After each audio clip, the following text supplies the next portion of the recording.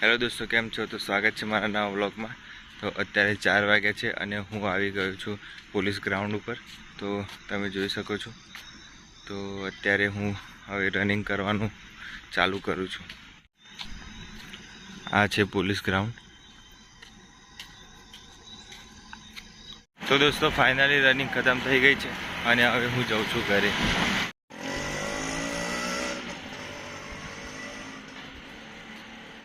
તો દોસ્તો રનિંગ કરીને આવીને અત્યારે હું ફ્રેશ થઈ ગયો છું અને હવે બેસી ગયો છું મારા સ્ટડી ટેબલ ઉપર. અને અત્યારે મારે જે આજે સન્ડે છે તો આજે મારે મેથ્સનું છે એ બધું કવર કરવાનું છે, બધું જે રિવિઝન છે એ બધું કરવાનું છે. તો આજે કરી લઉં અને કાલે ટેસ્ટ આપવાનો છે. તો ટેસ્ટ લેવાનું છે, તો ટેસ્ટ કરીશ એના પહેલાં બધું જે આગળ ચાલુ છે એ બધું રિવિઝન કરી લઈશ, બરાબર. અને પછી મારો કાલે સોમવારે ટેસ્ટ છે, એટલા માટે આજે મારે રિવિઝન કરવું જરૂરી છે. તો અત્યારે બધું ફાસ્ટ રિવિઝન કરી લો. અને કલ્ચરમાં એક ચેપ્ટર બાકી છે આમાં. તો કલ્ચરમાં તો પહેલાં હું કલ્ચર વાંચું અને પછી આખો દિવસ આજે મેથ્સ વાંચીશ, બરાબર. તો ફટાફટ મારું કલ્ચરનું જે ચેપ્ટર છે એ પૂરું કરી લઉં.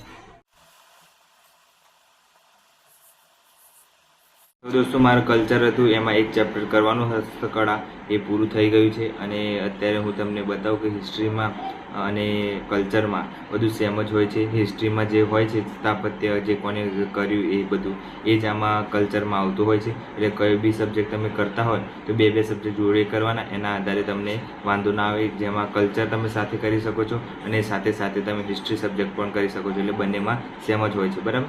તો આપણે અત્યારે હું તમને બતાવું કે કલ્ચરમાં કયા કયા ચેપ્ટર ખાસ કરવાના છે. ભારતના કલ્ચરમાં ગુજરાતમાં તો કરવાના જ છે, પણ ભારતમાં કયા કયા કરવાના છે તો હું મારી જોઈ બુક છે એના આધારે તમને બતાવું.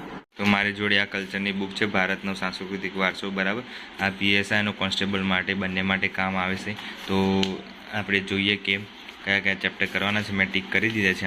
આમાં લખી પણ દીધું છે PSIમાં આખું ભારત અને ગુજરાત સાંસ્કૃતિક વારસો, કળા સ્વરૂપ કરવાનું છે, સાહિત્ય, શિલ્પ અને સ્થાપત્ય આ બધું કરવાનું છે. એમાં આ બધા ચેપ્ટરો આવી જાય છે લાઇનસર. એટલે આખું ભારતનું જે કલ્ચર છે એ કરવાનું છે. પછી છે ભારત જીવન પરંપરામાં જે મેળા, ઉત્સવો, ખાણીપીણી, પોશાક, પરંપરા એ બધું સિલેબસ પ્રમાણે આમાં આખું કરવાનું છે.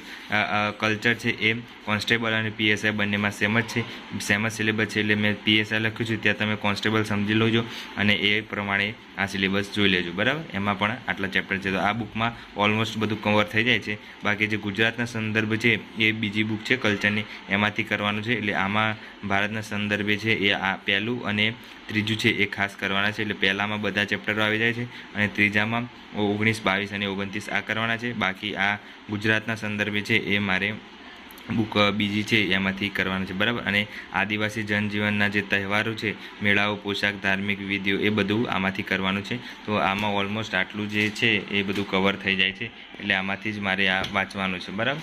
તો અત્યારે આ કલ્ચરનું એક ચેપ્ટર હસ્તકલા જે છે એ પૂરું કર્યું છે અને હવે મારે જે મેથ્સ છે એ ગણવાનું છે. તો દોસ્તો આજનું જે ટાસ્ક હતું એ પૂરું થઈ ગયું છે. જેમાં કલ્ચર હતું એ પૂરું કર્યું છે અને બેઝિક મેથ્સ હતું એમાં બધું કરી દીધું છે, બરાબર છે. તો આજે મારું જે શેડ્યુલ હતું એમાં જે પૂરું કરવાનું તે પૂરું કર્યું છે. કલ્ચર અને મેથ્સ, કરંટ અફેર બાકી છે. કરંટ અફેર આવતા મહિનાથી ચાલુ કરીશ, કેમ કે એની PDFની ઝેરોક્સ કઢાવવાની છે. તો એ ઝેરોક્સ સાથે સાથે કરીશ એ રીતનું વિચાર્યું છે મેં. તો અત્યારે હું ઊંઘી ગયો હતો અને હાલ ઉઠ્યો છું થોડો રેસ્ટ લઈને, કેમ કે થાક લાગ્યો તો રનિંગ કરીને, એટલે થોડું રેસ્ટ લેવું જરૂરી છે. તો રેસ્ટ લઈને પછી કરું છું પ્રેક્ટિસ. આનામાંથી કરું છું. મેથ્સની બુક છે મારી જોડે યુવાની, તો એમાંથી પ્રેક્ટિસ કરું છું. તો વાંધો નથી આવતો. અને બને ત્યાં સુધી તમે સિલેબસને પકડી રાખો. સિલેબસ મારી જોડે પ્રિન્ટ કરેલો પડે છે, તો એ પ્રિન્ટના આધારે સિલેબસ પ્રમાણે જ જઉં છું. તો બધું ટીક કરી દીધું છે મેં આ રીતે.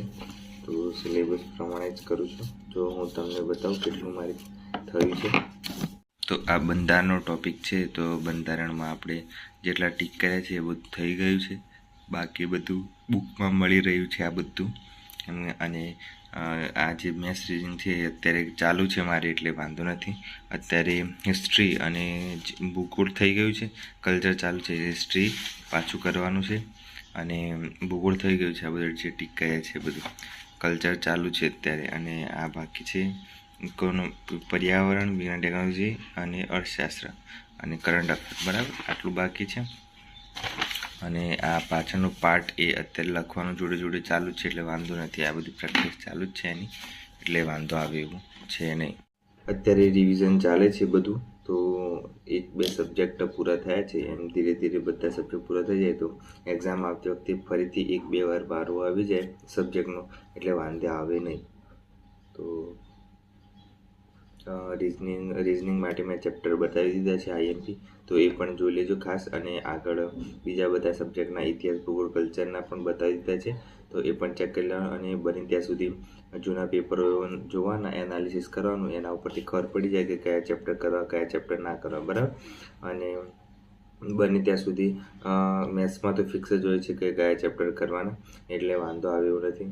અને મોસ્ટ ઓફલી ઇતિહાસમાં ક્વેશ્ચન આ વખતે આધુનિક ઇતિહાસના પૂછાશે, કેમ કે સિંધુ ખીણની સભ્યતાને એ બધું જૂનું થઈ ગયું, વારંવાર પૂછાય કરે છે. કદાચ આ વખતે વધારે પૂછાઈ શકે છે આધુનિક ઇતિહાસનો, તો બને ત્યાં સુધી આધુનિક ઇતિહાસ કરવાનો, એટલે વાંધો આવે નહીં, બરાબર. અને મારે આ પ્રેક્ટિસ કરું છું પેપર 2 માટે, પેપર 2માં આમાંથી પ્રેક્ટિસ કરું છું. પણ હવે બહુ પ્રેક્ટિસ કરી દીધી છે, તો હવે મોઢે લખવાનું ચાલુ કરું છું. તો કોઈક એકેડેમીના પેપર લેવા પડશે. બીજું તો બને ત્યાં સુધી પ્રેક્ટિસ મોઢે કરવાની ચાલુ કરી દો. અને પેપર સેટ લાવવાના છે, તો 200 માર્ક્સનું જે છે પેપર, એમાં પેપર મોઢે લખવાનું વિચારું છું, કેમ કે મોક ટેસ્ટ આલું તો આપણને ખબર પડે કે આપણને કેટલું આવડે છે. તો ધીરે ધીરે એ ચાલુ કરવું છે, પણ આવતા મહિનેથી ચાલુ કરીશ, કેમ કે અત્યારે મારે જે રિવિઝન કરવાનું છે બધા ફટાફટ સબ્જેક્ટ પૂરા કરી દઉં. અને કલ્ચરમાં મારે એક ચેપ્ટર આજે ખતમ કર્યું છે, એમ ધીરે ધીરે પૂરા કરી, અને ગુજરાતનું કલ્ચર છે એ પણ પૂરું કરવાનું છે, એટલે વાંધો આવશે નહીં. પછી કલ્ચર પૂરું થાય એટલે વિજ્ઞાન ટેકનોલોજી કાં તો ઇતિહાસ લઉં, નક્કી રહે, બંનેમાંથી કોઈ પણ એક લઈ શકું છું. તો આ રીતનું મારું શેડ્યુલ છે ડેલીનું. અને અત્યારે તો નવરાત્રિ ચાલે છે, એટલે રાત્રે રીડિંગ થતું નથી, કેમ કે આજુબાજુ સ્પીકર વાગતા હોય છે, એટલે તો સૂઈ જાઉં છું, કાં તો વિડીયો જોઉં છું યુટ્યુબમાં, કેમ કે એમાં વંચાય નહીં, કેમ કે સ્પીકર વાગતા હોય એટલે ઇયરફોન નાખી અને યુટ્યુબ પર કોઈ બી એક વિડીયો જોઈ લેવાનો, આપણે જે વાંચ્યું હોય એનું રિવિઝન થઈ જાય, બરાબર. એ રીતનું હું કરું છું. તો દોસ્તો આજ માટે આટલું જ હતું. અને ચેનલ પર નવા હોય તો સબસ્ક્રાઈબ કરી દેજો, અને શેર કરી દેજો, લાઈક કરી દેજો. અને કોઈ બી તમને ડાઉટ હોય તો કોમેન્ટ કરી દેજો, એનો રિપ્લાય આપીશ, બરાબર. તમને કંઈ પણ ઇસ્યુ આવતો હોય, કંઈ પણ સમજણ ના પડતી હોય તો કોમેન્ટ કરી દેવાનું, તો હું તમને રિપ્લાય આપીશ, બરાબર. તો મળીએ નવા વિડીયોમાં. Bye bye, take care.